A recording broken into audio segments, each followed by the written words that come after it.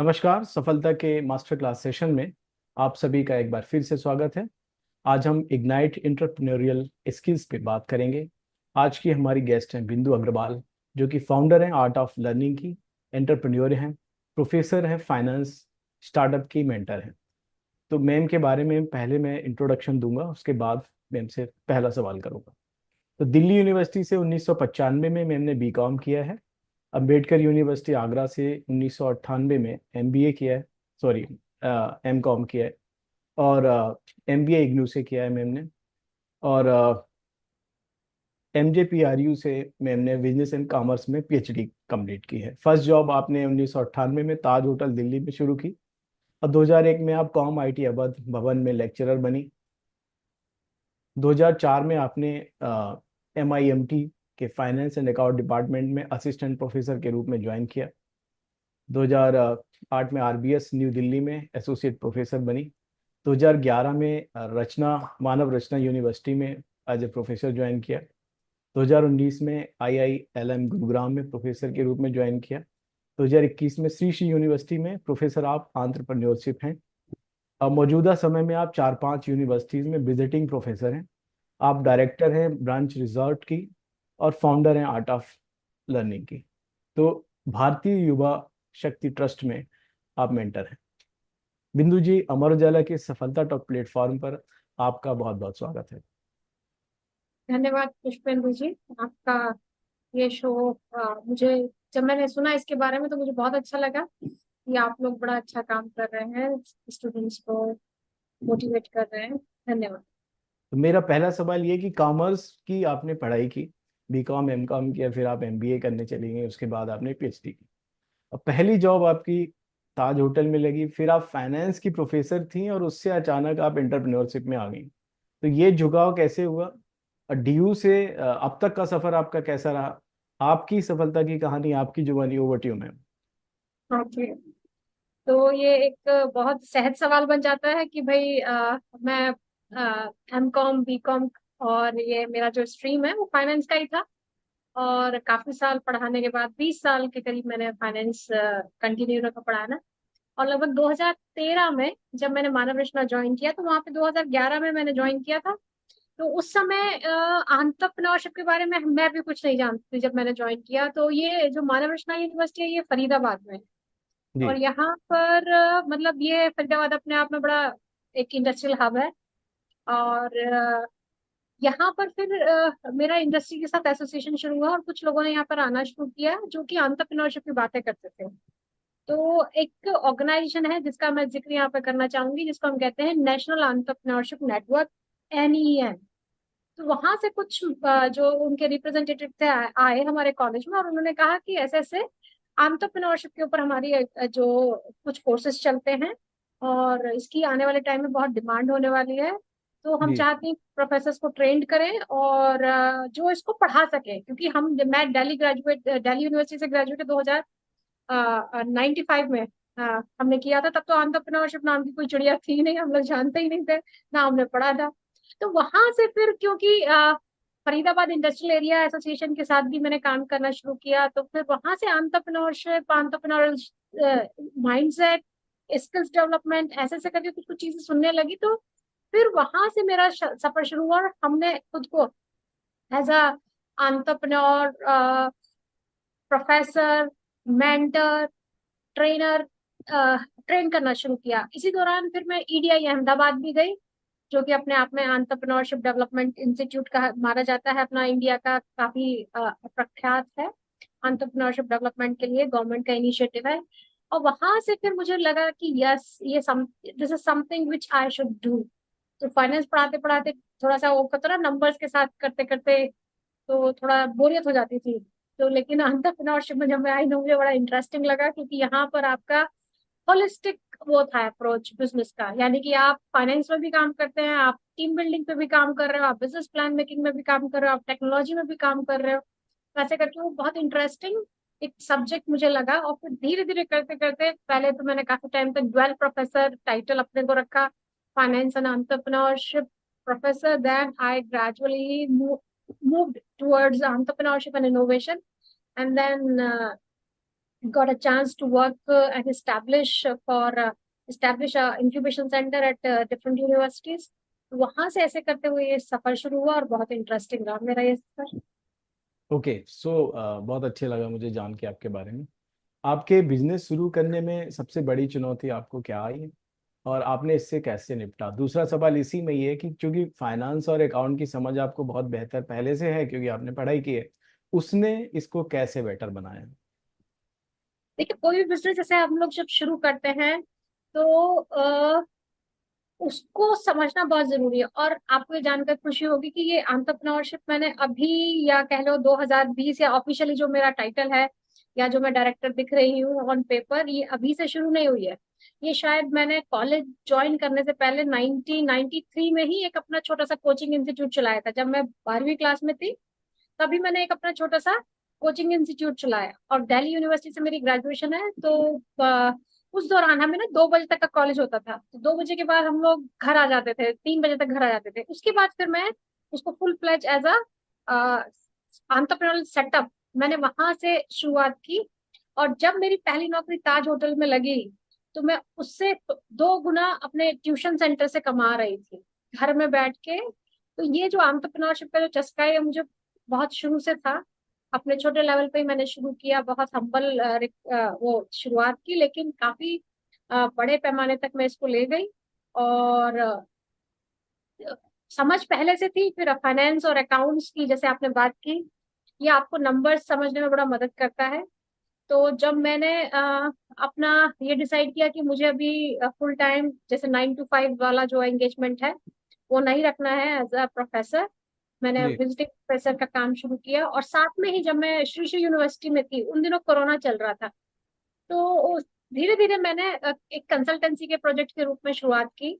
Job भी कर रही थी ऑनलाइन, और उसमें फिर क्या था, उस समय ना हमें आने जाने का रिक्वायरमेंट नहीं था, तो उसने काफी ज्यादा मदद की ये समझने में कि काफी सारी अपॉर्चुनिटीज है जो हम लोग टैप कर सकते हैं। तो मेरे ऐसे लोगों के लिए जो कोरोना था वो एक कह लो ब्लेसिंग इन डिस्गाइज वो प्रूव हुआ।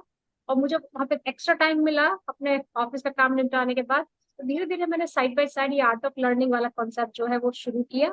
और यहाँ पर जैसे ही वो स्टैब्लिश हुआ साल 1.5 साल के अंदर, तो फिर मैंने वो अपना जॉब छोड़ के फुल टाइम फिर मैंने इसका अपना आर्ट ऑफ लर्निंग के नाम से ये बिजनेस अपना शुरू किया। और ये बिजनेस क्या है इसके बारे में मैं आपको आगे बताऊँ। ठीक है, ठीक है। तो प्रोफेशनल लाइफ में आप फेल्योर से कैसे डील करती हैं? और उन लोगों के लिए एक सलाह जरूर दें जो लोग फेल होने के डर से अपना नेक्स्ट स्टेप नहीं उठाते हैं। हम्म। तो एज अ प्रोफेसर हमारे लिए एक बड़ी चुनौती है, क्योंकि कहते हैं कि जो गुरु होता है वो समाज का निर्माण करता है। तो अभी जो हम लोग देखते हैं कि कहीं ना कहीं हमारी जो वैल्यूज हैं वो डिग्रेड हो गई हैं। सब कुछ भी कह लो, पूंजीवादी अप्रोच की वजह से, मटेरियलिस्टिक लाइफ स्टाइल की वजह से, तो उसमें मैं अपने को भी एक दोषी मानती हूँ कि शायद हम लोग उस जो अपनी गुरु परंपरा है जो सदियों पुरानी, उसको हम कायम नहीं रख पाए। हम भी उस चकाचौंध में और उसी में, क्योंकि जब आप एक गुरु को पैसे से तोलने लगते हैं, उसकी सैलरी से तोलने लगते हैं, तो प्रॉब्लम आती है। तो समाज को भी इसके बारे में चिंता करने की जरूरत है, और हम जैसे लोगों को तो चिंता मैं कर रही हूँ और सोचती हूँ कि इसका कुछ ना कुछ सोल्यूशन होना चाहिए। तो वैल्यू सिस्टम जो है वो एक मैं सोचे सामाजिक चीज है। हो सकता है मेरी वैल्यूज बहुत कम हो या ज्यादा हो, लेकिन मेरी जो पहचान है वो समाज में कैसी होती है। तो पहले हम जो गुरु से एक्सपेक्ट करते थे, आज के गुरु से हम एक्सपेक्ट नहीं करते, क्योंकि हमें पता है कि शायद वो उस पर खरे नहीं उतरेंगे। तो कहीं ना कहीं देखा जाए तो पूरे समाज की जो वैल्यू सिस्टम है हमारा वो डाउन गया है। As a nation, as a राष्ट्र हम काफी डिग्रेड हो चुके हैं। तो बच्चों को जब हम लोग पढ़ाते हैं या बात करते हैं तो ये चीज तो बताते ही है कि जैसे अगर आपका लॉन्ग टर्म विजन है तो आपका पर्पस होना चाहिए बिजनेस का। अगर आप सिर्फ पैसे कमाने के लिए बिजनेस शुरू कर रहे हो तो एक डाउटफुल चीज है। जब तक आपका उसके पीछे कोई पर्पस नहीं है, पैशन नहीं है, आप उसके उस आइडिया के पीछे पागल नहीं है, तो वो उसमें आपका 100% डेडिकेशन आना थोड़ा सा मुश्किल काम हो जाता है। तो ये चीज है कि हम इस तरीके से बच्चों को समझाने की कोशिश करते हैं कि बिजनेस भी एक अपने आप में नोबल कॉज है। अगर आप किसी कस्टमर की या किसी समाज की, किसी देश की जरूरतों को पूरा कर रहे हो, तो अपने आप में ये एक बहुत बहुत बड़ा उद्देश्य के लिए आप काम कर रहे हो बेसिकली। और अगर अभी हम अपन देख रहे हैं कि इंडियन इकोनॉमी जिस तरीके से बूम कर रही है, जिस तरीके से हम ऊपर जा रहे हैं, जो हमारा विकसित भारत का मिशन है as a nation, as a राष्ट्र हम लोग जो लेके चल रहे हैं संकल्प, तो उसमें एंटरप्रेन्योर्स की भूमिका बहुत महत्वपूर्ण है, और भी ज्यादा ये महत्वपूर्ण होने वाली है आने वाले टाइम में। आपका दूसरा सवाल क्या था, मैं भूल गई पुष्पेंद्र जी। मैं ये कह रहा था कि फेल्योर से कैसे आप डील करते हैं, और जो लोग फेल होने के डर से अपना अगला कदम नहीं बढ़ाते उनको हाँ, क्या सलाह देंगे आप? ठीक है। देखिए, फेलियर जो रहता है हमारी जो सोसाइटी का, ये एक कह लो थोड़ा सा वो है, एक वीक पार्ट है, खासकर इंडियन सोसाइटी का, जहां पर हम सक्सेस का ही एक पैमाना लेके चलते हैं। तो बिल्कुल। उन्हीं लोगों को सेलिब्रेट करते हैं जो कि सक्सेसफुल हो गए, लेकिन आप अगर देखो किसी भी सक्सेसफुल इंसान के पीछे उसका फेलियर जरूर होगा। बिल्कुल। अगर मैं अपनी बात करूं, तो मैं 9th क्लास तक बहुत एक नॉर्मल बच्चा था। मैंने कभी, मतलब मेरे पेरेंट्स ने कभी सोचा भी नहीं होगा कि मेरे पास 4-5 डिग्री होंगी या मैं मतलब ग्रेजुएशन भी कर जाऊंगी। तो वो एक टाइम था मेरी जिंदगी में जब मैं मैथ्स में फेल हुआ करती थी। तो ओके। वहां पर मोटिवेशन मिला मुझे कि नहीं, ये मैं कर सकती हूँ। और उसके बाद मैं आपको जानकर भी ये अच्छा लगेगा कि ना सिर्फ मैं 10th में खुद मेहनत करके without any assistance of coaching मैं पास हुई। 60% उन दिनों, मतलब 1990 की है मेरी 10th। तो उन बड़ी दिनों बात। 60% बड़ी बहुत बात बड़ी मान बात। सकती थी, यहाँ पे फर्स्ट डिवीजन आ गई।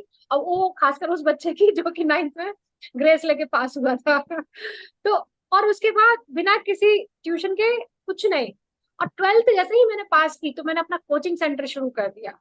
तो आप सोच सकते हैं कि मतलब एक जो फेलियर था वो मेरी जिंदगी में मेरे लिए एक बहुत बड़ा एक, कहते हैं ना, मोटिवेटर बन के आया। मैंने कहा या सब, हम 6 भाई बहन है वैसे, और मैं चौथी बेटी हूँ अपने माँ बाप की। तो सभी अच्छे थे पढ़ाई में और मैं ही ऐसी थी। तो सब, मतलब एक होता है ना, कंपैरिजन भी होता है और थोड़ी सी शर्म भी आती है। तो मैंने कहा नहीं, अब तो ये कुछ करना पड़ेगा, बहुत हो गया बिंदु। तो ऐसे करके जो फेलियर है उसको हमने लिया चैलेंज के रूप में। मैं अपना एग्जांपल इसलिए दे रही हूँ क्योंकि मैं अपने को जानती हूँ, बाकी लोगों का जैसे मैं पढ़ती हूँ, लोगों की जीवनी पढ़ती हूँ। आप बड़े लोगों की, अब्राहम लिंकन की जीवनी देखें, या वो तो बहुत बड़ी फेलियर्स है, हमारी तो छोटी छोटी फेलियर्स है। तो फेलियर से अगर घबरा जाएंगे, और खासकर एंटरप्रेन्योर के लिए फेलियर को एक्सेप्ट करना और उसको सेलिब्रेट करना बहुत जरूरी है। आप जितने भी सक्सेसफुल एंटरप्रेन्योर्स हैं, अगर आप उनको देखेंगे तो उनके पीछे आपको फेलियर जरूर मिलेगा। जब तक वो दो एक बिजनेस आइडियाज में फेल नहीं होते, ठोकर नहीं खाते, तब तक उनको जिंदगी की रियल लर्निंग नहीं मिल पाती। तो मैं यही कहना चाहूंगी कि उसको हमें, और सोसाइटी को भी इसको एज अ, कहते हैं ना कि माइलस्टोन के रूप में लेना चाहिए। कि अगर मेरा बच्चा ये मान लीजिए फेल हो गया, तो मैं, ऐसा नहीं है कि उसको मैं डिमोटिवेट करूं या उसको शर्मिंदगी महसूस कराऊं। उसको मोटिवेट करें हम, और उसको जिंदगी में आगे बढ़ने का एक और प्रोत्साहन के साथ एक मतलब एक अवसर उपलब्ध करवाएं। ये हम सभी की जिम्मेदारी बनती है। ठीक है, तो आजकल की जो लाइफ है वो मोबाइल के आ जाने से बहुत ज़्यादा अ, अव्यवस्थित हो गई है। तो एक प्रोफेसर के रूप में मैं आपसे पूछना चाहूँगा कि टाइम मैनेजमेंट कैसे करें, आप कैसे करती हैं, और वर्क लाइफ बैलेंस आप कैसे करती हैं अपना? अच्छा, तो देखिए, मोबाइल, कहते हैं ना कि हर चीज के सिक्के के दो पहलू होते हैं। तो मोबाइल हमारे पास एक मैजिक बॉक्स है। अगर इसको मैंने सावधानी से इस्तेमाल किया, जैसे कि अभी है, अभी मेरे लैपटॉप में कुछ दिक्कत आ गई, मैं इसको नहीं चला पा रही, तो मैं ये कनेक्ट, ये जो मीटिंग है इसको मैं मोबाइल से कर रही हूँ, है ना, अटेंड कर रही हूँ। तो ये छोटे छोटे, ये बड़ा मैजिकल डिवाइस है, और ये आने से हमारी जिंदगी बिल्कुल पूरी तरह बदल गई है। जो जो काम हम पहले किया करते थे घंटों में, बैंक जाने का, अभी कुछ ट्रांजेक्शन में करके हटी हूँ जो कि मैं पहले अपने करा करती थी, जिसमें 1-1.5 घंटे लग जाते, उसको मैंने अभी 5 मिनट में निपटाया ये सेशन शुरू होने से पहले। तो बैंक के काम हो गए हमारे, आपके मीटिंग्स हो गए, वर्चुअल मीटिंग्स हो गए, और इवन एम्प्लॉयज के साथ जो मीटिंग करनी है, कौन कहाँ है क्या कर रहा है, आप फटाफट फॉलो अप करते हो। सारा के सारा जो डाटा है वो आपके इस पे छोटे से स्क्रीन पर आ जाता है। आप अपनी मेल इससे एक्सेस करते हो। तो मोबाइल अपने आप में एक बहुत, मतलब चमत्कारी टूल है हमारे हाथ में। लेकिन आज की जो जनरेशन है वो थोड़ा सा इन्फ्लुएंस हो जाती है सोशल मीडिया से। तो वहां पर आप एक बार जब शुरू करते हो इंस्टाग्राम या फेसबुक या ऐसा कोई भी प्लेटफॉर्म, ट्विटर वगैरह, तो आपके घंटे आधे घंटे कहाँ निकल जाते हैं आपको पता नहीं लगता। तो उसके लिए तो मेरी यही सलाह है कि कैसे मैनेज करें इसको। मैनेज करने का तरीका यही है कि अपने टाइम को बांटें, कि भाई ये काम मेरा सुबह का इस चीज के लिए है, ये टाइम मेरा इस चीज के लिए है। और उसमें मेरे को जितना भी मौका मिलेगा, ट्रैवल कर रहे हो, कुछ काम नहीं है तो हो सकता है कि आप चलो ठीक है आधा एक घंटा आप ट्रैवलिंग में हो तो आपने निकाल दिया मोबाइल पर। लेकिन अपने उसकी जिम्मेदारी का की कॉस्ट पर या अपने जरूरी काम की जो कॉस्ट है उस पर अगर आप इस तरीके के मोबाइल का यूज करते हो बिना किसी कहते हैं ना कैलकुलेशन के, तो इसकी अपॉर्चुनिटी कॉस्ट बहुत बड़ी है। हमें महसूस नहीं होता, लेकिन हमारा जो जवानी है या ये जो यूथ वाला पीरियड है ये एक बार ही आता है। तो इसलिए मैं तो अभी आप जो भी स्टूडेंट आपके प्लेटफॉर्म पे जुड़े हुए हैं मैं उनसे यही रिक्वेस्ट करूंगी कि एक ये चमत्कारी एक यंत्र हमारे हाथ में है और उसका इस्तेमाल उसी तरीके से करें जो हमारे लिए बेनिफिट हो चीजें। और सोशल मीडिया पे जाना जरूरी है क्योंकि हम उनसे बहुत सारी जानकारी लेते हैं, लेकिन उसके लिए अपने आप को संयमित रखें, एक लिमिट में रखें कि हाँ भाई मुझे कितना समय है। मे बी आप डिसाइड कर सकते हो कि मुझे 1 घंटा देना है, 2 घंटा देना है, इससे ज्यादा नहीं करना। और मैंने आजकल देखा है कुछ बच्चे ना अलार्म लगा के रखते हैं, अपना स्क्रीन टाइम चेक करते हैं। मेरे ही घर में मेरे बच्चे हैं, तो वो छोटा वाला कई बार आके कहता है कि आज ना मेरा स्क्रीन टाइम ना मम्मी 15 मिनट ज्यादा हो गया। तो इस तरीके का आप कुछ सेटिंग रख सकते हो कि हाँ, ताकि आपको रहे कि हाँ मैंने कितना स्क्रीन टाइम लगाया है। और मैं अपना वर्क लाइफ बैलेंस कैसे बनाती हूँ, क्योंकि मैं तो एक जॉइंट फैमिली में हूँ, मेरे सास ससुर के साथ ही रहती हूँ, बच्चे हैं, फैमिली है। तो आजकल के बच्चों को लगता है कि भाई नहीं, जॉइंट फैमिली में रहेंगे तो फिर दिक्कत आएगी। तो ऐसा नहीं है, मैं बोलना चाहूंगी कि ऐसा नहीं है, बल्कि मुझे तो हमेशा ऐसे लगता है कि ये एक बड़ी ब्लेसिंग है। मैं काफी ट्रैवल करती हूँ बिजनेस के उसमें। आपको आवाज आ रही है मेरी? अभी मेरा हाँ एक कॉल बिल्कुल आया, बिल्कुल। मैंने। और कोई बात नहीं, मैं सुन रहा हूँ जी। हाँ, बिजनेस और इन सब चीजों के लिए मुझे काफी ट्रैवल करना पड़ता है। तो 15-15 दिन के लिए मैं चली जाती हूँ, बाहर भी जाती हूँ, देश से बाहर भी जाती हूँ और देश में भी घूमती रहती हूँ। तो जब मम्मी पापा साथ होते हैं, सास ससुर साथ होते हैं, तो मतलब बहुत आपको सपोर्ट मिलता है। हाँ, ये जरूर है कि आपके ऊपर कुछ जिम्मेदारी बढ़ती है, लेकिन जिम्मेदारी बढ़ भी जाती है। तो जितना ज्यादा आप बेफिक्र होके चलते हो अपने फैमिली के साथ, उतना आप आया या काम वाली या किसी उसके ऊपर भरोसा करके नहीं चल सकते। और जितना सेटिस्फेक्शन आपको ये जान के लगता है कि हाँ मेरे परिवार में मेरी वजह से कोई दुखी नहीं है, मैं किसी की इनकन्वीनियंस का रीजन नहीं हूँ, तो ये सबसे बड़ी सेटिस्फेक्शन होती है। जब आप घर में आते हो तो आपको सब खुश होके आपका वेलकम करते हैं कि हाँ हम आ गए। तो वर्क लाइफ बैलेंस बनाने के लिए थोड़ी सी मेहनत करनी पड़ती है, लेकिन आप ये कर सकते हो आराम से। अगर मैं कर सकती हूँ तो मुझे लगता है मेरे ऐसी जो लड़कियां औरतें हैं वो भी आराम से कर सकती बिल्कुल बिल्कुल। As you mentoring Faridabad chapter BYST, तो जो युवा उद्यमी हैं वो किस तरह की कॉमन मिस्टेक्स कर रहे हैं आजकल स्टार्टअप स्टार्ट करते समय? हैं। अच्छा, तो यहाँ पे मैं थोड़ा सा बीवाईएसटी के बारे में बताना चाहूंगी। तो बीवाईएसटी है, इसका पूरा नाम है भारतीय युवा शक्ति ट्रस्ट।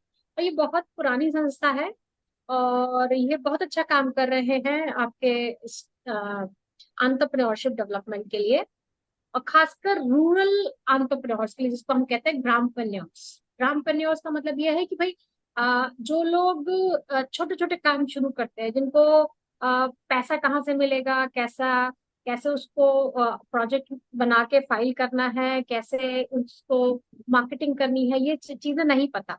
जैसे हम लोग इंक्यूबेशन सेंटर में काम करते हैं, यूनिवर्सिटी सेटअप में, तो वहां का तो बच्चा इंजीनियरिंग या मैनेजमेंट वाला वो बड़े स्मार्ट होते हैं। तो वहां की मेंटरिंग और यहाँ की मेंटरिंग में बड़ा फर्क है, क्योंकि मेरा पिछले 10 साल का एक्सपीरियंस इंक्यूबेशन के साथ काम करने का रहा है। तो मेरा अपना मानना यह है कि ये दोनों ही बड़े डिफरेंट तरीके की मेंटरिंग है। तो BYST में जब हम लोगों के पास जाते हैं तो उनकी जो रिक्वायरमेंट होती है पहली तो यही होती है कि हम वो हिम्मत नहीं कर पाते लोन लेने के लिए, पैसा लेने के लिए, वो घबराते हैं। अब वो एक बार वो भी उनके अंदर से वो जो झिझक होती है बातचीत करके थोड़ी सी निकलती है। उसके बाद उनके लिए सबसे बड़ी चिंता का विषय ये होता है कि हम अब EMI कैसे देंगे, उसको हर महीने किस तरीके से पे कर देंगे, हम उसको मतलब ग्राहक जो हमारा आ रहा है उसको हम सेल को कैसे बढ़ाएंगे। तो उनकी जो समस्याएं हैं वो छोटे छोटे काम कर रहे हैं, कोई कोई दुकान कर रहा है, कोई छोटा सा फूड प्रोसेसिंग का, अचार का छोटा बिजनेस कर रहा है, कोई हैंडीक्राफ्ट का काम कर रहा है। तो जो आपका फरीदाबाद क्लस्टर है उसमें इस तरीके के जो वो हैं एंटरप्रेन्योर्स, ग्रामप्रन्योर्स, उनकी संख्या ही ज्यादा है। कुछ अच्छे भी उद्यमी हैं जिन्होंने अपनी फैक्ट्रीज भी लगाई हैं, बड़े स्केल पे उन्होंने काम भी किया, जिनकी अब टर्नओवर करोड़ में भी जा रही है, ऐसे भी हैं फरीदाबाद चैप्टर से हमारे BYST के उद्यमी। लेकिन जो मेरा अपना अनुभव रहा है, खासकर मैं औरतों के साथ काम कर रही हूँ, तो औरतों को क्या होता है, छोटी छोटी चीजें की दिक्कत आती है। जैसे कि एक अभी रिसेंट एग्जांपल दूं, तो उसमें एक औरत थी, तो वो कहती है कि मैं ना, उनका बुटीक है, तो वो अपना कपड़ा भी सिलती है, साथ में उन्होंने सूट वगैरह भी रखे हुए हैं। तो कहती है कि मैं ना, ये कॉपी उन्होंने मुझे दिखाई, कहती है कि मैडम मैं ना हिसाब नहीं रख पाती, मैं भूल जाती हूँ। तो फिर मैंने उनको एक छोटा सा जो हमारा अकाउंटिंग का जो सिस्टम होता है डेबिट क्रेडिट का, उनको डेबिट क्रेडिट ना समझा के, लेन देन वाला, और फिर उसको डेली का किस तरीके से उसको बैलेंस करना है, छोटी छोटी सी ट्रिक हम लोग बताते हैं, ताकि वो उसको मेंटेन कर सके। वो फोन पे कोई ऐप नहीं कर सकती डाउनलोड, उसमें अपनी अकाउंटिंग का हिसाब नहीं रख सकती।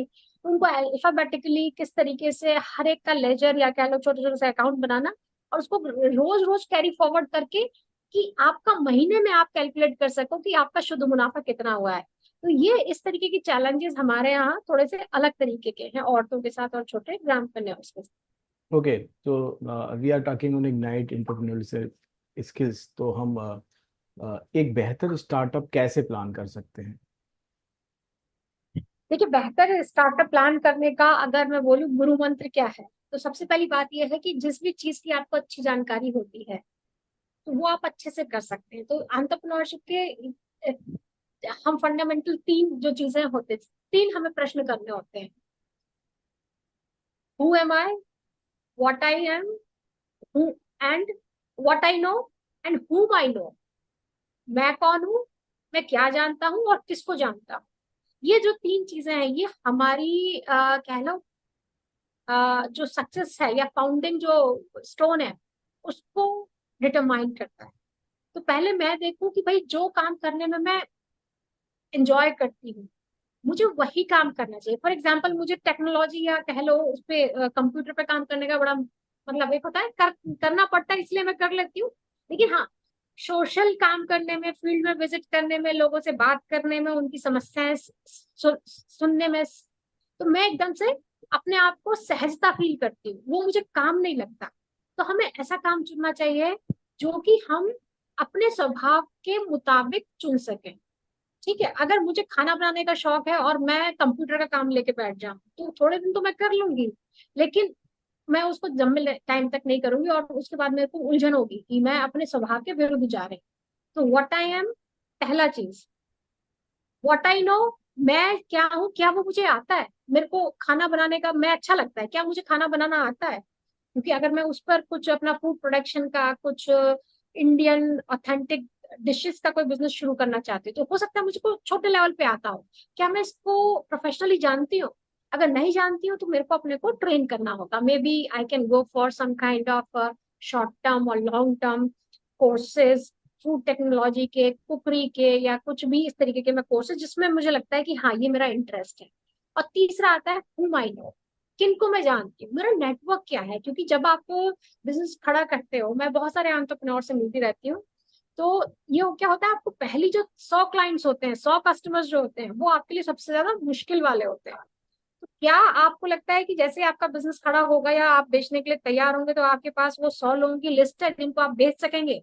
तो किनको मैं जानती हूँ, ये बहुत मैटर करता है। तो अगर गुरु मंत्र है कि भाई हम किस तरीके से एक सफल स्टार्टअप की शुरुआत कर सकें, तो मेरे हिसाब से आप अगर इन तीन पहलुओं के बारे में सोचते हो, कि मैं कौन हूँ, मुझे क्या अच्छा लगता है, मैं क्या जानती हूँ, और मैं किन लोगों को जानती हूँ, क्या वो जो मैं शुरू करने जा रही हूँ उनमें से मुझे इन अपने 100 कस्टमर्स मिल सकते हैं। तो आजकल तो सोशल मीडिया का भी जमाना है।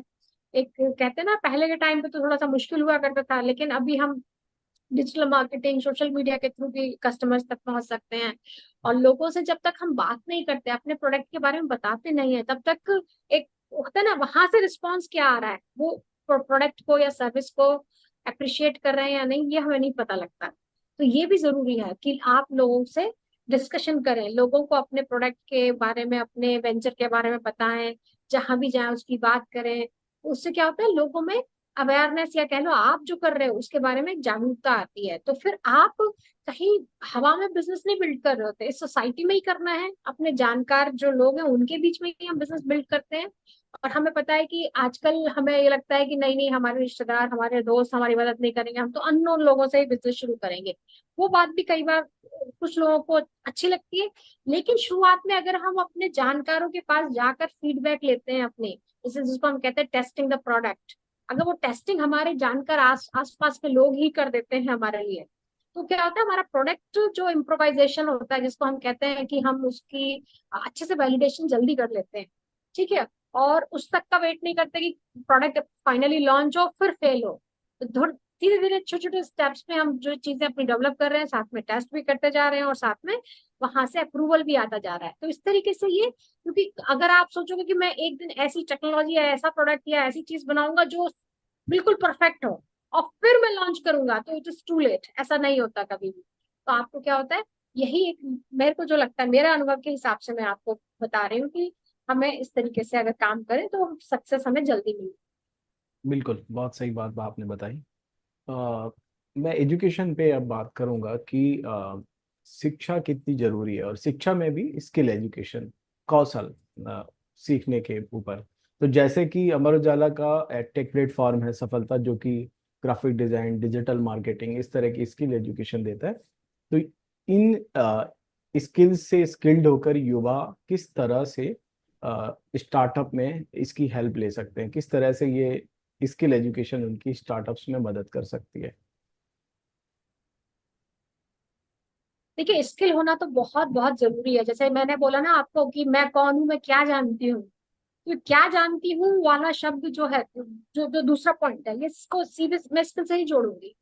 पहले जमाने में क्या होता था कि जो स्किल होती थी वो फैमिली में ट्रांसफर हुआ करती थी। जैसे कि सुनार का बच्चा सुनार बनता है, कुमार का बढ़ई का, ये तो वो क्या होता था, फैमिली जनरेशन, या कह लो एक ट्रेडर का बच्चा ट्रेडर अपने आप बन जाता था। उस फैमिली सेटअप में हम लोग रहा करते थे, तो उसके लिए हमें कहीं बाहर सीखने की जरूरत नहीं पड़ती थी, कहीं जाके सीखना नहीं था। तो जो स्किल ट्रांसफर होता था वो फैमिली टू फैमिली जनरेशन तक चलता था। लेकिन ये जो सिस्टम, एजुकेशन सिस्टम हमारा आया आधुनिक, जिसने कि बच्चों के 12-15 साल क्लासरूम में बैठाए उसको, तो अब वो स्किल नहीं सीख रहा, सिर्फ वो किताबी ज्ञान सीख रहा है।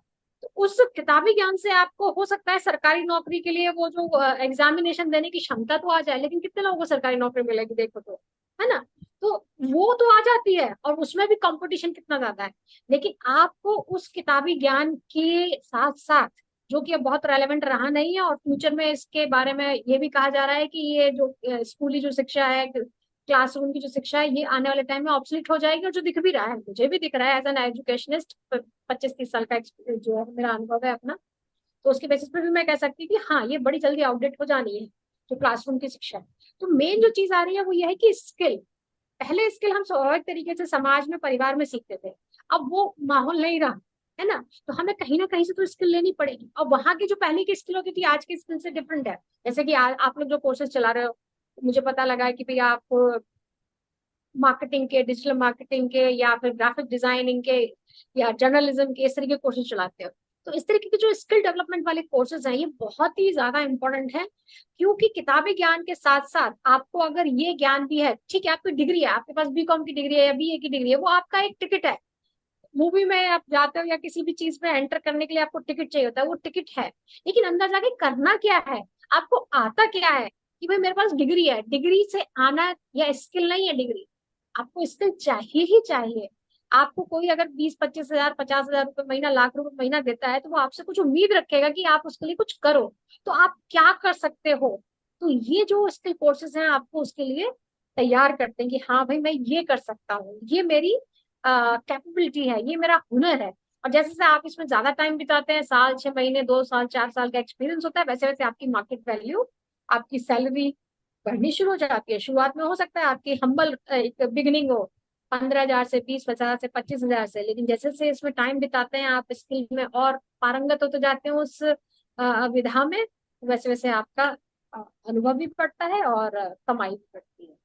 ओके, तो अगला सवाल लेने से पहले अब समय है स्टूडेंट्स के लिए क्वेश्चन का फ्लोर ओपन करने का। तो मैं सभी छात्रों से अनुरोध करूंगा कि वो अपना सवाल पूछें, अपना हैंड रेज करें, मैं अनम्यूट के लिए कहूँगा, और मैम से अपना सवाल पूछें। तो मैं महक को बोल रहा हूँ, अनम्यूट कर लीजिए महक। Good afternoon. How R G. You. आपकी आवाज लो, एक डिवाइस बंद कर दो बेटा, शायद 2 डिवाइस खुले हुए हैं आपने। हाँ, आसपास हमें लगता है कि दो जने। हाँ, पूछो महक, पूछो। हाँ जी, अब आ रही है बात ना। हाँ, आ रही है। हाँ, कैसे हैं आप। मैं बिल्कुल ठीक हूँ बेटा, आप कैसे हो। मैं भी अच्छा हूँ। हम जैसे अभी आप बात कर रहे थे स्किल्स के बारे में, तो ये एंटरप्रेन्योरशिप के लिए स्किल्स कौन कौन सी होनी चाहिए हमारे अंदर? एज एन एंटरप्रेन्योर आपके पास कौन कौन से स्किल होने चाहिए? जी, देखो एंटरप्रेन्योर्स जो हम लोग कहते हैं ना, जैसे कि हम लोग एक टॉपिक पढ़ाते हैं एंटरप्रेन्योरशिप में, आर दे बॉर्न और आर दे ट्रेंड? तो तुम्हें क्या लगता है, एंटरप्रेन्योर्स बॉर्न होते हैं या उनको बनाया भी जा सकता है? में बनाया भी जा सकता है, बनाया भी जा सकता है। तो तुम्हारा सवाल उसी से है कि देखो किसी किसी में तो पैदाइशी होती है कि भैया मैं इसको बेच के 2 रुपए ज्यादा में बेच सकता हूँ, 10 रुपए में खरीदा मैं 12 में बेच सकता हूँ। तो ये कुछ कुछ बच्चों के अंदर, कुछ कुछ इंसानों के अंदर ये काबिलियत होती है। लेकिन अगर हम ये बोलें कि सिर्फ के बॉर्न स्किल है, ये भी ठीक नहीं है। They can learn. तो लर्न क्या करें? सबसे पहली बात ये होती है कि एंटरप्रेन्योरशिप है क्या। वो एक ऐसा माइंडसेट है जहां पर हम बात करते हैं कि किस चीज का गैप है मार्केट में। चाहे हम कितना भी सुविधापूर्वक जीवन जी रहे हैं, इतनी सारी आप देखते हो कि इतने सारे प्रोडक्ट्स हैं, इतनी सारी टेक्नोलॉजी है, लेकिन कहीं ना कहीं फिर भी आपको पता लगेगा कुछ मार्केट में गैप्स है। समझ रहे हो? तो अगर वो गैप अगर आप आइडेंटिफाई करो, और वो कहाँ से होते हैं, आपके अपने अनुभव से। जैसे कि मैं एक एग्जांपल दूं आपको कि फनिंदर सांपा का नाम, आवाज आ रही है मेरी? आ रही। जी मैम, आ रही है, आ रही है। हाँ, तो ऐसे बहुत सारे एंटरप्रेन्योर्स के एग्जांपल आपको मिल जाएंगे जिन्होंने वो बिजनेस आइडिया का जो आइडिया था उनके अपने अनुभव से आया। उनको कोई प्रॉब्लम महसूस हुई, उन्होंने कहा कि भाई मैं इसका सोल्यूशन निकालूंगा, और वो फिर एज अ बिजनेस आइडिया उन्होंने डेवलप किया। तो जो सबसे बड़ी जो स्किल है एक एंटरप्रेन्योर होने की, वो प्रॉब्लम सॉल्वर की है, कि आप प्रॉब्लम सॉल्वर हैं या नहीं। और क्योंकि प्रॉब्लम सभी के जीवन में है, तो एज अ बिजनेस कौन सा वाला बिजनेस आइडिया हमें अच्छा लगता है, या कह लो सक्सेसफुल होने के जिसके जिसके चांसेस ज्यादा होते हैं, जिस प्रॉब्लम को सभी लोग बड़ी मात्रा में या सीवियरिटी के साथ फेस कर रहे हैं। तो आप एज एन एंटरप्रेन्योर अगर उस प्रॉब्लम को आइडेंटिफाई कर पाओ और उसके लिए एक सोल्यूशन ला पाओ, तो ये आपकी सबसे बड़ी स्किल है। और वो आप कैसे करते हो? एम्पैथेटिक होके। एम्पैथेटिक होके मतलब जब आप खुद किसी की समस्या को उसके जगह पे रखकर समझ सकते हो कि हाँ भाई ये एक प्रॉब्लम है। जैसे कि एक बच्चे ने अभी बिजनेस आइडिया पे काम कर रही थी वो लड़की, तो उसने कहा कि बहुत सारी हाउसवाइफ होती हैं, घर गृहिणियां होती हैं, तो वो 2-3 घंटे फ्री रहती हैं और उनके मन में ये रहता है कि यार हम ना कुछ कर नहीं रहे। तो उसने क्या किया, एक ऐसा प्लेटफॉर्म बनाया जहां पर जो जो औरतें जो जिस काम में महारत हासिल है या जो कर सकती हैं वो अच्छी तरीके से, है ना, इवन थोड़ी बहुत ट्रेनिंग लेके और स्किल बढ़ा के, उसने एक ऐसा प्लेटफॉर्म जनरेट किया जहां पर वो आके अपनी वो जो स्किल्स हैं वो दूसरों के साथ शेयर करें, उनको दूसरे लोगों को भी सिखाएं, और साथ में अपना उनकी कुछ कमाई हो जाए। तो उससे मल्टीपल बेनिफिट हुए कि भाई उन औरतों को एक तो सेटिस्फेक्शन मिला कि हम कुछ कर रहे हैं, एक सिग्निफिकेंट कंट्रीब्यूशन कर रहे हैं सोसाइटी की तरफ, और दूसरा उनका समय आ, अच्छे से उपयोग हुआ, और तीसरा फिर उनको एक इनकम आनी शुरू हुई। और इसका आउटकम क्या रहा कि उनको एक अच्छा खुशी भरा जीवन मिला। तो एक ऐसे समाज का निर्माण होता है फिर इन छोटी छोटी प्रॉब्लम्स को सॉल्व करने से, जो कि हमें एक अच्छे समाज की तरफ ले जाए। तो मेरे हिसाब से तो जो सबसे बड़ी जो एक ट्रेट है या स्किल है एक एंटरप्रेन्योर में, वो यही है कि वो एम्पैथेटिकली सोच सके, दूसरे की प्रॉब्लम्स को फील कर सके, और उसको फिर उसके लिए कमिट होकर उसका सोल्यूशन पे काम करे। और जब उसको सोल्यूशन मिल जाए, देन ही और she can take this to the masses, जहां से वो बिजनेस आइडिया फिर एक्सेप्टेबल होता है। लोग भी चाहते हैं कि हाँ इस तरीके का सोल्यूशन हमें भी मिले, क्योंकि प्रॉब्लम तो सभी फेस कर रहे होते हैं मोर और less. Okay, thank you ma'am. ठीक है ओके, मैम। शीतल और सिंघाल। शीतल, आप अनम्यूट करिए, सवाल पूछिए। Good afternoon ma'am. Good afternoon Sheetal. Ma'am मेरा ये सवाल था, जब हम कोई स्टार्टअप शुरू करते हैं तो उसके लिए मेंटोर की क्या भूमिका होती है, वो हमें कैसे मार्गदर्शन कर सकते देखिए मेंटर नॉर्मली हम उसी व्यक्ति को कह सकते हैं जो कि अनुभव रखता हो। ठीक है, तो उसकी जो भूमिका वो यही होती है, जैसे कि मान लीजिए मैं एक माँ हूँ, ठीक, तो मेरी बहू आती है, तो मैं उसको वो बता सकती हूँ कि भाई बच्चे की देखभाल कैसे करनी है, क्योंकि मैंने ऑलरेडी बच्चे को पाला है ना। तो इस तरीके से ही मेंटर की भूमिका होती है। मेंटर हमेशा हम उस व्यक्ति की तरफ देखते हैं, मेंटर होने के मेंटर वो होगा व्यक्ति हमारा जिसको कि बिजनेस का अनुभव हो, जिसने उस रास्ते पे जो चला हो। तो उसकी भूमिका क्या होती है? सबसे पहले तो यही भूमिका होती है कि वो आपको आने वाली जो कठिनाइयां हैं उनके बारे में बता सकता है, अपने अनुभव आपसे शेयर कर सकता है कि भाई, चाहे वो कहानियों के रूप में ही करे, है ना। तो बड़े लोग नहीं होते, आपके पापा भी होते हैं, कभी आपसे बात करते हैं तो वो उनसे भी बात करोगे तो आपको लगता है कि वो भी आपके मेंटर है ना। तो मेंटर का क्या रोल होता है कि वो अपने अनुभव को आपके साथ शेयर करता है और आने वाली जो चुनौतियां हैं उनकी आपको जानकारी देता है। और दूसरा सबसे बड़ा रोल ये होता है कि जब आपको जरूरत हो वो आपके लिए अवेलेबल हो, वो आपको सही सलाह दे। और साथ में आपको, जैसे कि मान लीजिए मैं किसी की मेंटरिंग कर रही हूँ, ठीक है, एज अ बिजनेस मेंटर, तो मैं ये चीजें तो कर ही रही हूँ, साथ में अगर कोई व्यक्ति या कोई जो मेरा मेंटी है उसको बिजनेस में लॉस हो गया, या उसको कोई अचानक से प्रॉब्लम आ गई, वो आया मेरे पास, मैडम ऐसा ऐसा हो गया, मैं कहूंगी अच्छा ये हुआ, तो इसका ना सोल्यूशन वहां हो सकता है, क्योंकि एज अ मेंटर मैं ऑलरेडी 5, 10, 50, 100 लोगों के नेटवर्क के साथ काम कर रही हूँ। तो मैं उसको ये सलाह दे सकती हूँ कि अच्छा ऐसा करो, इसके बारे में मुझे तो जानकारी नहीं है, तुम फलाने व्यक्ति से मिलो, तो वो तुम्हारे को इसके बारे में जानकारी देगा। तो एक मेंटर से आप ये ब्रह्मा जी वाला रोल नहीं एक्सपेक्ट कर सकते कि उसको सारी सृष्टि की जानकारी होगी। उसको अपने डोमेन की जानकारी हो सकती है, लेकिन उसका नेटवर्क बड़ा अच्छा होता है नॉर्मली मेंटर्स का। वो क्या करते हैं, आपको अपने अनुभव के हिसाब से जानकारी दे सकते हैं, समस्याओं से अवगत करा सकते हैं, और साथ में जो उनका अपना नेटवर्क है उससे आपका फायदा कराते हैं कि भाई ये आप इसके पास जाओ, ये समस्या है तो इससे मिल लो, कोई सीए से रिलेटेड या लीगल समस्या है तो चलो भाई इससे मिल लो। तो कई बार आपको ऐसी ही हेल्प की भी जरूरत होती है जो कि आपको मेंटर प्रोवाइड करा। ओके, तो मैं अगला सवाल विवेक से ले रहा हूँ, उसके बाद यश आपके पास आता हूँ, फिर बाकी अभिषेक और प्राची। हाय, हाँ। Good afternoon ma'am. Good afternoon Vivek. Ma'am मैं ये जानना चाह रहा था, बेसिकली क्या होता है कि मतलब कोई भी स्टार्टअप अगर प्लान कर रहे होते हैं तो दो चीज़ें तो मोस्टली रिक्वायर्ड होते ही हैं, जैसे आइडिया एंड दूसरा होता है पैसा।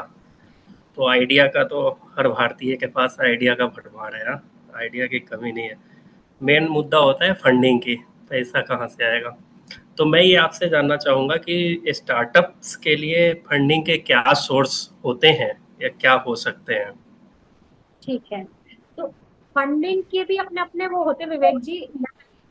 आपको किस लेवल की फंडिंग चाहिए, एक छोटा अमाउंट चाहिए, स्मॉल माइक्रो फंडिंग चाहिए, या एक बड़ा अमाउंट चाहिए, जैसे से आपकी रिक्वायरमेंट होती है उसके हिसाब से फंडिंग की फैसिलिटी हमारे इकोसिस्टम में, या कह लो भारत में आजकल अवेलेबल है। आज से अगर 20 साल पहले की बात करूँ तो फंडिंग बड़ा मुश्किल काम था, लेकिन आज अब जैसे BYST की मैं बात करती हूँ, भारतीय युवा BYST यानी भारतीय युवा शक्ति ट्रस्ट, तो हम लोग फंडिंग में बहुत बड़ा रोल प्ले कर रहे हैं। जिन लोगों को 2 लाख का, 4 लाख का, 5 लाख का लोन नहीं मिलता, तो हम जो क्या करते हैं कि उसकी प्रोजेक्ट रिपोर्ट तैयार करवाते हैं, हमारे पास अकाउंटेंट या एक्सपर्ट्स होते हैं, तो उनकी प्रोजेक्ट रिपोर्ट तैयार करते हैं। हमारे नेटवर्क में बैंक्स हैं, डिफरेंट बैंक्स हैं, जैसे SBI भी हमारे पैनल में है। तो हम उनके जो रिपोर्ट, कि किस बैंक को, किस फाइनेंशियल इंस्टीट्यूशन को किस तरीके की रिपोर्ट की जरूरत है, उसके पैरामीटर्स क्या हैं, वो अपने मेंटी के साथ मिलके वो रिपोर्ट तैयार कराते हैं। फिर उसकी फंडिंग की जिम्मेदारी, इवन उसके बाद फिर उसकी EMI कितनी उसको देनी है, कितने महीने या साल बाद उसकी EMI शुरू करनी है, उसकी प्रॉफिटेबिलिटी कब आनी शुरू होनी है, ये भी। तो इस तरीके की जो संस्थाएं हैं, एक तो BYST हो गई, है ना, जिसके साथ मैं काम कर रही हूँ, उससे भी आप कनेक्ट कर सकते हो अगर जरूरत हो तो। मुझे नहीं पता आपकी लोन की रिक्वायरमेंट कितनी है, करोड़ में है, लाख में है, या क्या है, मुझे नहीं आइडिया।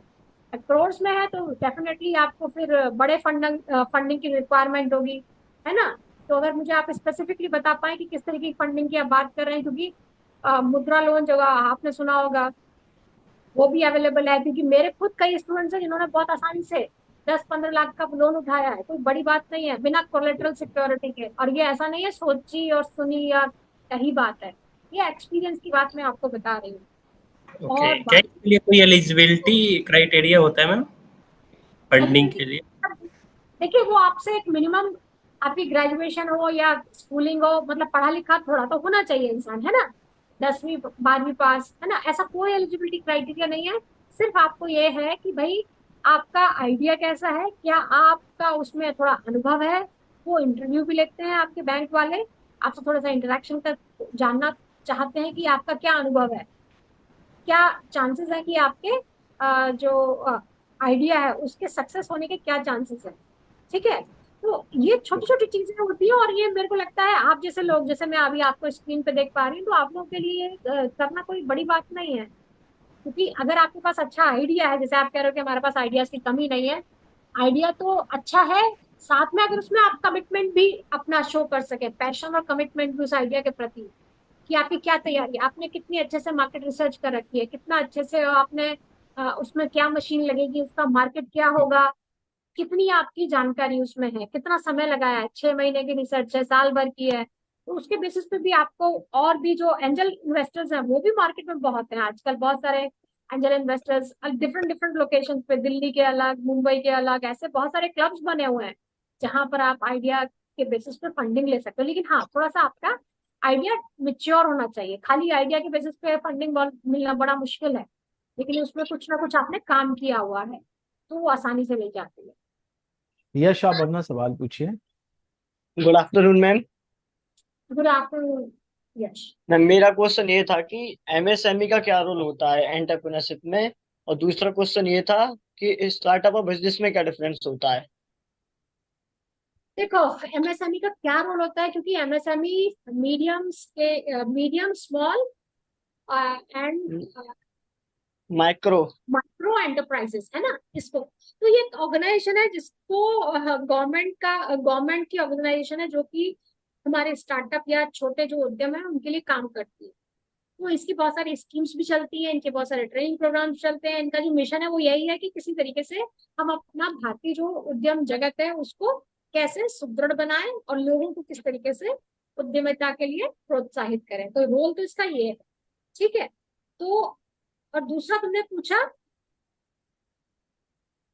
दूसरा सवाल क्या था मैम बेटा? स्टार्टअप और बिजनेस में क्या डिफरेंस होता है। देखिए, स्टार्टअप जो है, जैसे कि अगर मैं बोलूँ कि गवर्नमेंट ऑफ इंडिया किसको स्टार्टअप मानती है, वो उनको स्टार्टअप मानते हैं जहां पर कुछ इनोवेशन हो। जैसे मान लीजिए मैंने एक ग्रोसरी या परचून की दुकान खोली, तो वो मेरा स्टार्टअप की कैटेगरी में नहीं आएगा। क्यों नहीं आएगा? क्योंकि उसमें कुछ इनोवेशन नहीं है, उसमें मैं कुछ नया नहीं कर रही हूँ, कोई ऐसी प्रॉब्लम को मैं आइडेंटिफाई नहीं कर रही, जो अभी महक ने सवाल किया था ना। तो मैं यही कहती थी कि आइडेंटिफाई करें आप कोई प्रॉब्लम, और उसका जब सोल्यूशन निकाल के लाते हैं आप कुछ इनोवेटिव, तो उसको फिर मैं स्टार्टअप कहती हूँ। स्टार्टअप में क्या होता है कि उसमें कुछ नयापन होना चाहिए जो मार्केट में एग्जिस्ट नहीं करता, या करता भी है तो उस पर्टिकुलर मार्केट में उस तरीके से नहीं करता, है ना, कहीं दूसरी मार्केट में। क्योंकि जब भी आप कोई, इवन आप किसी दूसरे बिजनेस मॉडल को भी कॉपी पेस्ट करते हो, तो वो 100% कॉपी पेस्ट नहीं होता, क्योंकि हर जगह की, हर कल्चर की, हर देश की, हर इकोनॉमी की अपनी अपनी रिक्वायरमेंट होती है। अगर मैं मान लीजिए कोई बिजनेस आइडिया लेकर आती हूँ चाइना से, तो चाइना का बिजनेस आइडिया मैं इंडिया में लेके आऊंगी तो जरूरी बात है उसमें मुझे कुछ ना कुछ चेंजेस करने पड़ेंगे, लेकिन वो इंडियन एनवायरमेंट के लिए नया है, तो मैं उसको स्टार्टअप मानूंगी। तो स्टार्टअप में यही है कि हम ये टेक्नोलॉजी बेस्ड हो या इनोवेशन बेस्ड हो, साथ में ये कोई पुराना एंटरप्राइज जो चल रहा है उसकी सब्सिडरी ना हो, यानी कि उसकी कोई ब्रांच या उसका कुछ ऑफ शूट ना हो, वो फ्रेश होना चाहिए, है ना, पुराना नहीं होना चाहिए। तो स्टार्टअप में यही फर्क है। Prachi Singhal, please.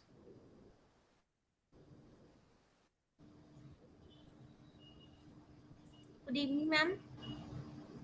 Good evening Prachi. Good evening ma'am. How are you? मैं ठीक हूँ, आप कैसे हो बेटा? मैम आपसे बात कर रहे हैं तो बहुत अच्छे हैं। अच्छा, सो चलो मैम, अच्छी बात। मेरा एक क्वेश्चन था कि एंटरप्रेन्योर में आने वाले 3 इयर्स में क्या चेंजेस होने वाले हैं, और हमें उनको कैसे सॉल्व करना चाहिए। देखो, आने वाले टाइम में अगर मैं देख रही हूँ तो पॉजिटिव चेंज ही देख रही हूँ, मैं नेगेटिव नहीं देख रही हूँ कि ऐसा जिनसे हमें घबराने की जरूरत है, ऐसा कोई चेंज नहीं आने वाला। और अब अगर मैं देखूँ, जब मैं, जैसे कि अभी पुष्पेंद्र जी ने शुरू में पूछा था कि भाई आप फाइनेंस प्रोफेसर से एंटरप्रेन्योरशिप के फाइनेंस प्रोफेसर कैसे बन गए, तो उन दिनों तो हमने खुद को ट्रेन किया, चीजें बहुत नई थी हमारे लिए, 2011 12 13 की बात है, लेकिन अब 11 12 साल बाद में देख रही हूँ, आज हम 24 में हैं, तो बहुत ज्यादा पॉजिटिव चेंज आया है। हमारा जो इकोसिस्टम है वो बहुत, एंटरप्रेन्योरशिप इकोसिस्टम जो है वो बहुत स्ट्रांग हो चुका है। गवर्नमेंट का जो मेन फोकस है वो एंटरप्रेन्योरशिप पर है। इवन मैं अब भी लॉ वालों को एंटरप्रेन्योरशिप पढ़ा रही हूँ, मैं इंजीनियरिंग वालों को एंटरप्रेन्योरशिप पढ़ाती हूँ, मैं डेंटिस्ट को एंटरप्रेन्योरशिप पढ़ाती हूँ।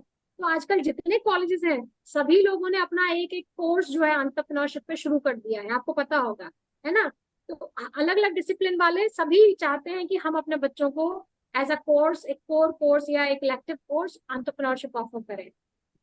तो जो चेंजेस होने वाले हैं, जो तुम चाहती हो आज से जानना 3 साल या 5 साल बाद, वो सबसे बड़ी बात यह है कि कंपटीशन तो बढ़ता जा रहा है। ठीक है, तो कोई भी नया आइडिया, जैसे कि पहले कहते थे ना कि एक बिजनेस आइडिया को लॉन्च करने में हमारे पास टाइम हुआ करता था, जैसे आज मैंने शुरू किया, उसको मैंने धीरे धीरे डेवलप किया, फिर मैं उसको लॉन्च कर रही हूँ, तो मेरे पास कुछ समय होता था।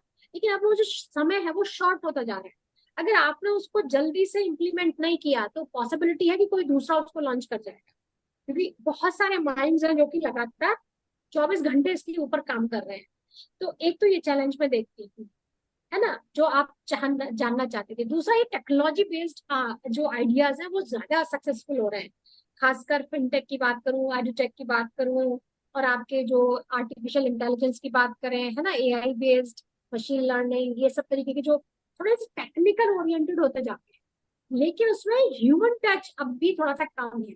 तो एक तो चैलेंज है कि वो ज्यादा डिमांडिंग है, और साथ में एक ये आपके लिए बेनिफिट भी है कि जो मेच्योर होती जा रही है हमारी जो इकोसिस्टम है, या जो जैसे कि फंडिंग, अभी विवेक जी पूछे थे फंडिंग, तो अगर मैं आज से 5 साल या 6 साल पहले देखूं तो फंडिंग थोड़ा सा मुश्किल थी। आज के टाइम में वो इजी हो गई है। इवन आज के बैंक या फाइनेंशियल इंस्टीट्यूशन के जो एम्प्लॉयज है उनको भी पता है कि भैया हमें ना टारगेट मिलता है, हमें ना 50 करोड़ की वो करनी है फंडिंग, नहीं करी तो बैंक का जो वो ऊपर वाला जो ऑफिसर बैठा है वो हमारे सर पे तलवार लटका देगा। तो पहले तो क्या होता था, लोग बैठ जाते थे फाइलें दबा दबा के, हो गई हो गई, नहीं हो गई नहीं हो गई। लेकिन आजकल बैंक और फाइनेंशियल इंस्टीट्यूशंस को भी क्या मिल रहे हैं, टारगेट्स मिल रहे हैं कि भैया इतनी वाली फंडिंग हमारे को करनी है, क्योंकि सेंट्रल गवर्नमेंट का उनके ऊपर भी प्रेशर है। तो फंडिंग आसान हो गई है रिलेटिवली, ऐसा नहीं बहुत आसान है, रिलेटिवली आसान है, पहले के कंपैरिजन में आसान है। कोलेक्टर फ्री हो गई है, बढ़ गई है। पहले अगर ऐसे केसेस जो मैं सुनती थी कि हाँ हमें फंडिंग मिली या हमें लोन मिल गया या हमारे को ग्रांट मिली, ये कुछ केसेस होते थे, लेकिन आजकल हम देख रहे हैं कि ये बढ़ती जा रही है। तो जैसे जैसे आने वाले टाइम में हम मेच्योर इकोनॉमी की तरफ बढ़ रहे हैं, और साथ में से अगर आप लोग अवेयर हो गए तो हम लोग टारगेट भी कर रहे हैं विकसित भारत को, कि हम 47 तक विकसित भारत या विकसित देश बन जाएंगे, और साथ में हम थर्ड लार्जेस्ट इकोनॉमी बनने वाले हैं। तो हमारी 5 ट्रिलियन जो इकोनॉमी है उसका टारगेट भी हमारे आगे है, 4.25 ट्रिलियन ऑलरेडी पहुंच चुके हैं। आने वाले कुछ सालों में हमें इसे 1 ट्रिलियन, 1.25 ट्रिलियन और बढ़ाना है। तो ये ट्रिलियन कहाँ से बढ़ेगा, ये एंटरप्रेन्योरशिप से ही बढ़ेगा। ठीक है, किसी भी देश की जो अर्थव्यवस्था है वो उसके एंटरप्रेन्योर्स या बिजनेस पर्सन जो होते हैं, जिसमें मैन वुमेन दोनों ही शामिल हैं, वो लोग बढ़ाते हैं। ठीक है, तो जो नौकरी पेशा जो लोग हैं वो तो उनकी मदद कर रहे होते हैं, लेकिन जब तक कोई बिजनेस नहीं खड़ा करता तो नौकरी करने वाले नौकरी करने जाएंगे कहाँ। तो तुम लोग जो अगर अपना बिजनेस आइडिया सोच रहे हो तो तुम्हारे लिए तो ये चैलेंज नहीं है, ये तुम्हारे लिए अपॉर्चुनिटी है, पॉजिटिव अपॉर्चुनिटी है। आने वाले टाइम में गवर्नमेंट की, इंस्टीट्यूशंस की, इवन फैमिली की भी सपोर्ट है। पहले क्या होता था, लोगों अगर कोई बच्चा अपने माँ बाप को बोलता था कि भाई मैं ना अपना बिजनेस शुरू करेगा, पागल है, हाँ तेरे को हमने डॉक्टर इंजीनियर बनाने के लिए भेजा है, तू बिजनेस करेगा, फालतू में पैसा बर्बाद कर रहा है। तो इस तरह की माइंडसेट भी पेरेंट्स का भी चेंज हो रहा है। आज की डेट में अगर तू बच्चा अपने मम्मी पापा से बोलता है कि मैंने इंजीनियरिंग कर लिया, मैं अपना स्टार्टअप शुरू करता हूँ, तो मम्मी पापा कहें हाँ ठीक है बेटा। अब उनको भी समझ है कि स्टार्टअप क्या होता है। तो ये ओके, चेंजेस है। तो अभिषेक आप अपना सवाल पूछिए। Good evening ma'am. Good evening Abhishek. Ma'am मेरा क्वेश्चन थोड़ा यस से सिमिलर ही है। आपने स्टार्टिंग में बताया था कि आपने 12th क्लास में जो है कंप्यूटर कोचिंग स्टार्ट कर दी थी, और उसके बाद आपने बताया कि कुछ लोगों के पास स्किल्स होती हैं 2 रुपए की चीज परचेज करके उसे 4 में बेचने की। तो मैम ये सब चीजें तो एक टाइप ऑफ बिजनेस हो गए, तो एंड एंटरप्रेन्योरशिप इन चीजों से कैसे डिफरेंट है बिजनेस से? देखो बेसिक स्किल तो आपको एंटरप्रेन्योर वाली ही चाहिए भाई। ठीक, जैसे कि इन्होंने बोला स्टार्टअप, स्टार्टअप में ये है कि आप कुछ नया लाते हो, है ना, नया लाते हो, वो कहाँ से समझ आएगी, जब आप, आपके पास नॉलेज है, आप अवेयर हो, आप देख रहे हो क्या चल रहा है मार्केट में, मार्केट का गैप आप फाइंड आउट कर सकते हो। देखो 2 तरीके की स्किल होती है, एक तो होती है आपकी टेक्नोलॉजी वाली स्किल, है ना, कि आप टेक्नोलॉजी में बड़े अच्छे हो। लेकिन अगर आपने टेक्नोलॉजी बना ली, जैसे कि मैं बहुत सारे बच्चे ऐसे हैं जो इंजीनियरिंग बैकग्राउंड के हैं, मैं उनके साथ काम करती हूँ, तो वो प्रोजेक्ट बहुत अच्छे से बना लेते हैं, कोई मॉडल बना लिया, लेकिन उनको उसको कमर्शलाइज करने में दिक्कत आएगी। वो उनके अंदर वो जो है ना एंटरप्रेन्योरियल कि 10 रुपए में खरीद के 12 रुपए में बेचने की स्किल नहीं है। तो यहाँ पे काम आता है आपकी टीम स्किल, टीम मैनेजमेंट। एक अगर आप अच्छे टीम बिल्डर हो, टीम बिल्डर समझते हो कि भाई देखो एक व्यक्ति किसी एक या दो चीजों में महारती हो सकता है, लेकिन उसके पास सारी स्किल्स तो नहीं हो सकती।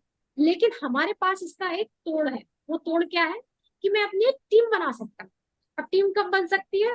जब आपके अंदर वो लीडरशिप वाली स्किल है कि आप दूसरों की भी बात सुनो, दूसरों को भी वैल्यू दो, दूसरों का जो अप्रिशिएट करने वाले जो पॉइंट्स हैं उनको अप्रिशिएट करो, हमेशा अपनी अपनी ना चलाओ, है ना। एक टीम में एक एडजस्ट करके काम करो। तो वो जो स्किल्स है आपकी लीडरशिप वाली, अगर वो है और आप उनके ऊपर काम कर रहे हो, और वो स्किल मान लीजिए आपके अंदर नहीं है, आप कोई अच्छी चीज बना सकते हो लेकिन उसको बेचने में दिक्कत आ रही है, तो आप क्या कर सकते हो? लोगों को हायर कर सकते हो, या फिर आप उनको अपनी टीम का मेंबर बनाकर अपनी टीम का एक एज अ पार्ट बना सकते हो। तो जो स्किल है देखो बेटा, वो तो बिजनेस चलाने के लिए आपको बिजनेस स्किल चाहिए ही चाहिए। आपको बिजनेस की समझ होनी चाहिए, मार्केट की समझ होनी चाहिए, कॉस्टिंग चाहिए, प्राइसिंग की समझ होनी चाहिए, मार्केटिंग की समझ होनी चाहिए, जो बेसिक आइडियाज जो है बिजनेस स्किल। तो बिजनेस तो बिजनेस के तरीके से चलेगा। लेकिन सबसे अच्छी खुशखबरी यह है कि ये जो चीजें हैं वो हमें दूसरों से मिल जाती हैं। जैसे मान लीजिए मुझे अकाउंट्स नहीं आता, तो मैं एक अकाउंटेंट हायर कर लेती हूँ। मुझे लॉ की समझ नहीं है, तो मैं एक लॉयर हायर कर लेती हूँ। अब हायर भी कई तरीके से होता है। मान लीजिए मेरे पास 50,000 रुपए किसी को देने की सैलरी नहीं है, तो मैं क्या कर सकती हूँ? अकाउंटेंट को हायर कर सकती हूँ साल भर के लिए 50,000 में। वो मेरी रिटर्न फाइल करे, वो मेरे अकाउंट्स मेंटेन करे, इस तरीके की सर्विसेज है। देखो बहुत सारे स्टार्टअप चले हुए हैं, सीए फर्म्स इस तरीके की सर्विस देती है छोटे छोटे स्टार्टअप्स को। तो आपका इंटेंशन क्लियर होना चाहिए कि मैं क्या करना चाहता हूँ, मेरा बजट क्या है, मेरा टारगेट क्या है। तो तरीके तो अपने आप निकल आते हैं। मेरे पास लॉयर नहीं है, मैं वो हायर कर सकता हूँ, मेरे पास अकाउंटेंट नहीं है, मैं वो हायर कर सकता हूँ। लेकिन बिजनेस को कैसे बनाना है, कैसे टीम बनानी है, कैसे बिजनेस खड़ा करना है, इसके लिए मुझे खुद ही काम करना पड़ेगा, क्योंकि स्टार्टिंग में तो मेरे पास पैसे भी नहीं है। ओके, सो मैं पहले राफिया के पास आता हूँ, फिर दीपांकर वेट कर रहे हैं, फिर दीपांकर का सवाल है। तो राफिया अपना सवाल पूछिए। Hello ma'am. हाँ राखी, आप बेटा बोलो। Hello ma'am. First of all I want to say that nice to hearing you ma'am. Oh, my pleasure बेटा। So ma'am, my question is, how can we start the journey of entrepreneurship? अच्छा, start कैसे कर सके? देखो इसका जवाब मैं शायद दे चुकी हूँ, अगर तुमने ध्यान से सुना हो। जी तो जी जी। सबसे पहले क्या होता है कि अपना माइंडसेट बनाना कि मुझे ये करना है। क्योंकि हम ना कई बार कंफ्यूज होते हैं। हमें बहुत सारे बच्चों से बात करती हूँ, तो उन्होंने कहा कि ठीक है मैं ना अभी सरकारी नौकरी के लिए प्रिपेयर कर रहा हूँ, इसके लिए कर रहा हूँ, वो कर रहा हूँ। तो अगर कुछ भी नहीं बना तो फिर मैं बिजनेस शुरू करूंगा। तो ऐसे में क्या होता है, इस माइंडसेट से जब आप काम करोगे तो उसमें सक्सेस होने के चांसेस थोड़े से कम होते हैं। मैं ये नहीं कह रही कि आपको नहीं करना चाहिए, उसमें और टाइम लगेगा। तो आपका जब तक फोकस नहीं होगा, तो अगर आपको जर्नी स्टार्ट करनी है तो सबसे पहले तो ये देखना पड़ेगा कि मैं चाहता क्या हूँ खुद से, या चाहती क्या हूँ, मेरा टारगेट क्या है करने का। डबल माइंड हो के आप बिजनेस शुरू कर दोगे। जैसे कि मैंने बताया कि मैंने साथ साथ में मेरी जॉब भी चल रही थी, मैंने साथ साथ पैरेलली बिजनेस भी शुरू करा, लेकिन फोकस हो गया कि हाँ मुझे लॉन्ग टर्म में बिजनेस की तरफ भी जाना है, जॉब मुझे छोड़नी है। ये मेरा डिसीजन पहले ही हो गया था, तभी मैंने पैरेलल वो शुरू किया। अगर मेरा ये होता कि चलो ठीक मैं कर देती हूँ, फिर बात तो ठीक है, नहीं तो मैं अपना जॉब करता हूँ, अगर वो मेरा माइंडसेट होता फिर तो सक्सेस नहीं मिलती। तो ये माइंडसेट का खेल है बिजनेस, और कुछ नहीं है। माइंडसेट आपको अपना तैयार करना है कि भैया मैं करना क्या चाहता हूँ। अगर आपने माइंडसेट तैयार किया तो फिर आप क्या करते हो, रास्ते खोजने शुरू करते हो। और आपको चाहे रास्ता कठिन लगे या मिले या आसान मिले,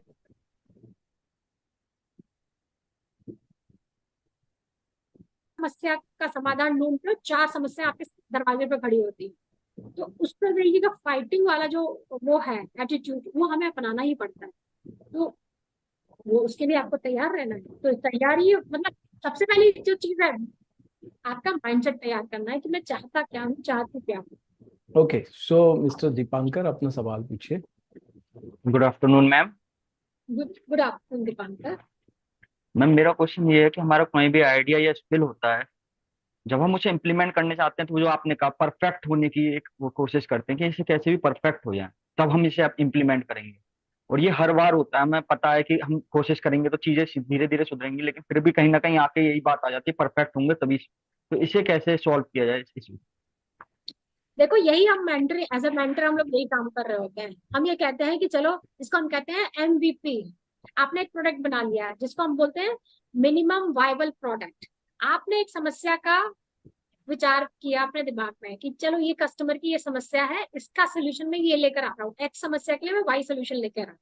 लेकिन वो वाई सोल्यूशन परफेक्शन की तरफ अभी धीरे धीरे जाएगा, क्योंकि आप सोचते हो कि जो मैं काम कर रहा हूँ वो बहुत अच्छा है, लेकिन अब आप जब उसको 10 व्यक्तियों के पास ले जाएंगे तो 10 व्यक्ति उसमें 10 कमियां निकाल देंगे, निकालेंगे कि नहीं निकालेंगे?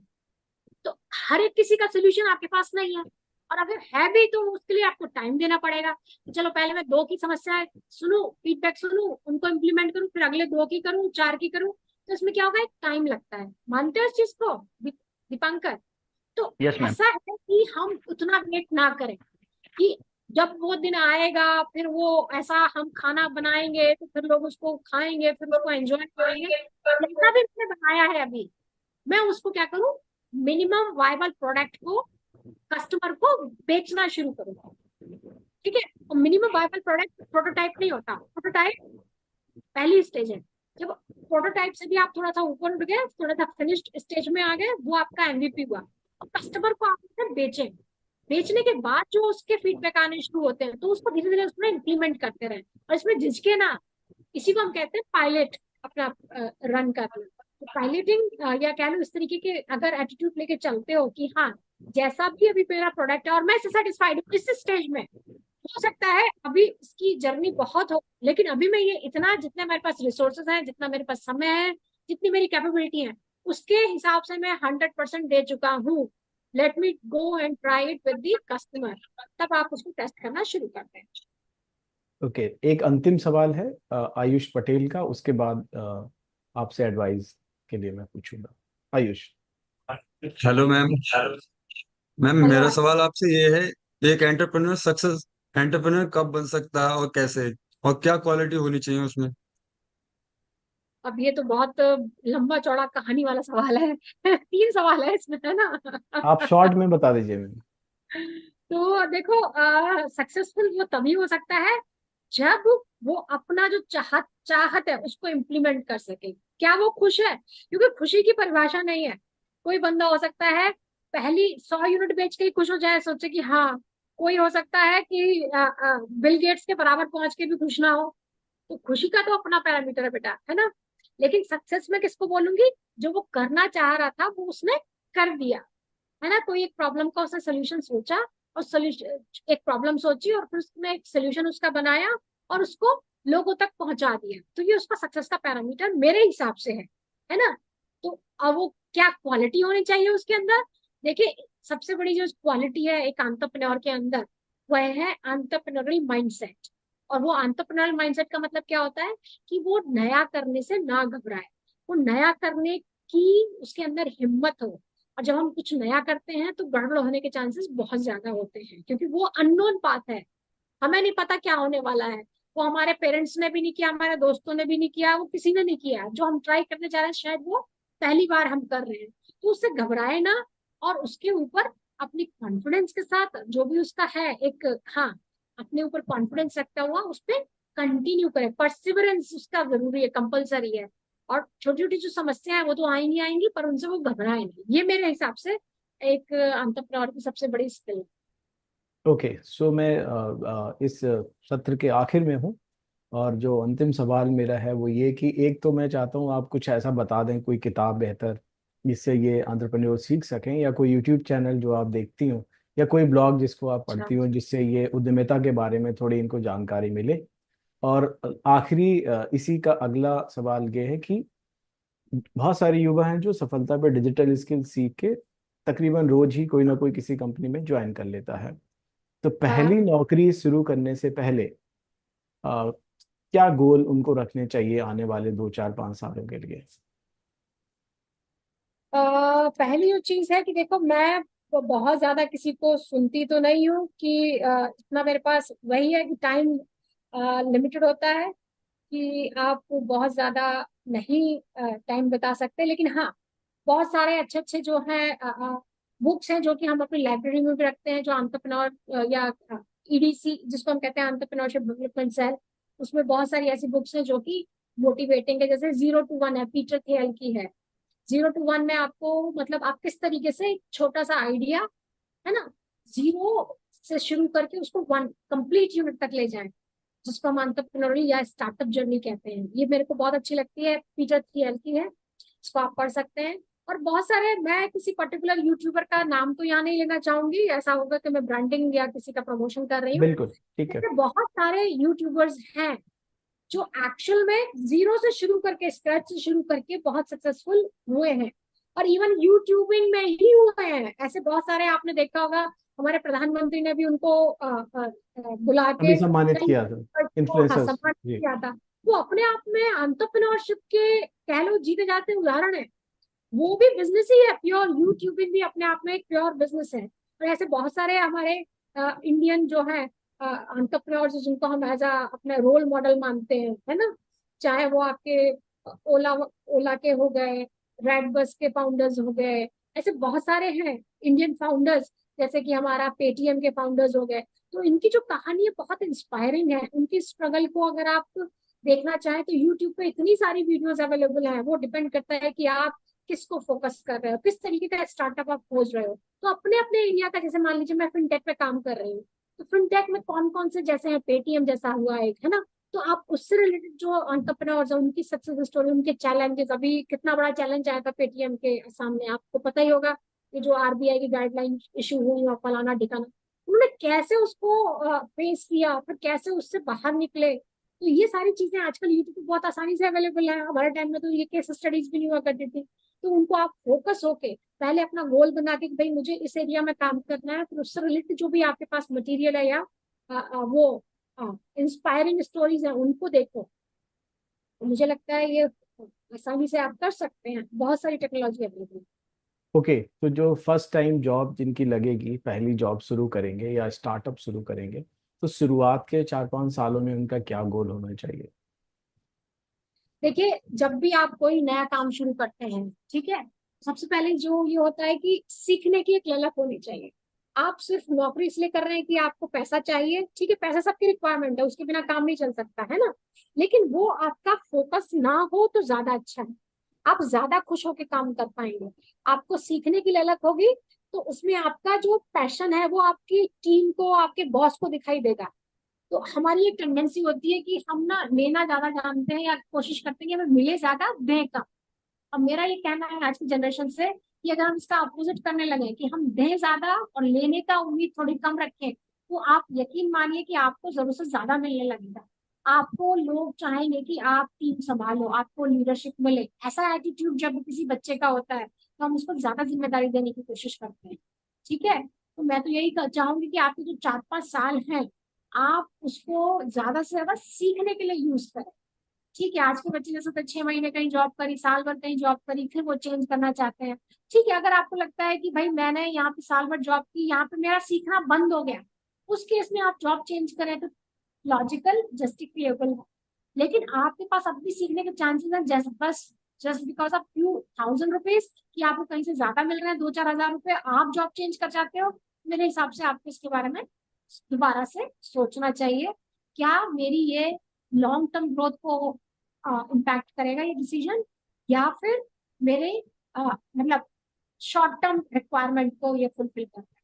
तो मैं तो यही चाहती हूँ सभी अपने जो भी सुनने वाले हैं स्टूडेंट जो प्लेटफॉर्म पे जुड़े हुए हैं, कि अगर हम थोड़ा वैल्यूज को अपने ध्यान रखें कि भाई हमारी जो कमिटमेंट है किसी भी ऑर्गेनाइजेशन के लिए वो मैटर करे आपके लिए। क्योंकि कोई भी ऑर्गेनाइजेशन जब आपको एम्प्लॉय करती है तो शुरू में याद रखिए आप उसको उतनी प्रोडक्टिविटी नहीं दे रहे होते जितनी वो आपको पैसे देती है। वो स्टेज भी आनी चाहिए जहां पर आप अपनी प्रोडक्टिविटी और आपको जो पैसे मिल रहा है उसको जस्टिफाई कर सकें, और थोड़ा सा ठहराव लाएं, सीखने की कोशिश करें, स्टेबिलिटी लाएं। फिर आगे अगर आप जॉब चेंज करते हैं तो मेरे हिसाब से एक आपको अच्छी जॉब भी मिलेगी, कई उससे कई गुना ज्यादा अच्छी भी मिलेगी, और आप खुश भी हो सकते हैं कि हाँ मैंने अपनी जिंदगी में सीखने को प्रायोरिटी दी।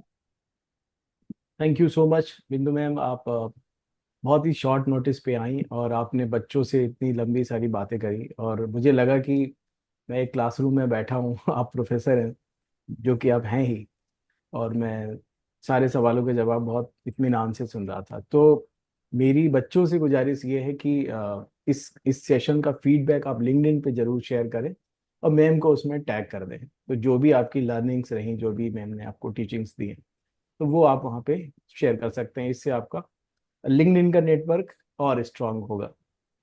हाँ। So thank you so much once again. Amar Ujala platform पे आप आई और आपने अपना कीमती समय हमें दिया, बच्चों को गाइड किया, अपनी स्टोरी हमारे साथ शेयर की। Thank you so much. धन्यवाद पुष्पेंद्र जी, बहुत बहुत धन्यवाद।